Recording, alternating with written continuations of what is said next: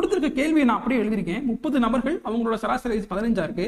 Teacher சேர்றாங்க, 31 பேர் ஆயிடுறாங்க. சராசரி வயசு 1 கூடுதான், 15ல இருந்து 1 கூடி 16 ஆயிடுச்சு. கொடுத்துருக்க கேள்வி அப்படியே எழுதிட்டேன்.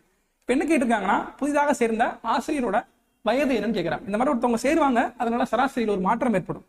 அப்போ புதுசாக சேர்ந்தவங்களோட வயசு என்ன, உயரம் என்ன, எடை என்னன்னு கேட்பாங்க. இது எப்படி கண்டுபிடிக்கலாம் அப்படின்னா, இந்த மாதிரி ஃபார்மேட்ல எழுதிக்கங்க. கொடுத்துருக்கத எழுதிட்டு இது ரெண்டையும் கழிச்சு இது மேலே போடுங்க.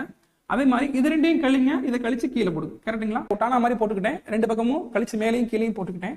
நல்லா கவனிங்க. இப்போ வந்து கிராஸ் லைன், இது ஸ்ட்ரெயிட் லைனு, கிராஸ் லைன் போடுங்க. அதுவும் பெரிய கிராஸ் லைன், இது ஷார்ட் சின்ன கிராஸ், இதுதான் பெரிய கிராஸ். கரெக்டுங்களா? போட்டுங்க. இதையும் பெருக்கிங்க. என்ன வரும்? 16 வருமா? பிளஸ் இங்கே ஒரு வெளியே ஒரு நம்பர் எழுதிருக்கோமா? இதுல இருந்து ஒரு கிராஸ், லாங் கிராஸா போகணும். இது ஸ்ட்ரெயிட் லைனு, இது ஷார்ட் கிராஸ், இதுதான் லாங் கிராஸ். கரெக்டுங்களா? அப்போ இது ரெண்டையும் பெருக்குங்க. 30 × 1 30. இதோட பிளஸ் போட்டு இந்த பெருக்கிற நம்பரை போட்டு 30. அப்போ ஆன்சர் எனக்கு என்ன வரும்னா 46. இதுதான் புதிதாக சேர்ந்த ஆசிரியர்.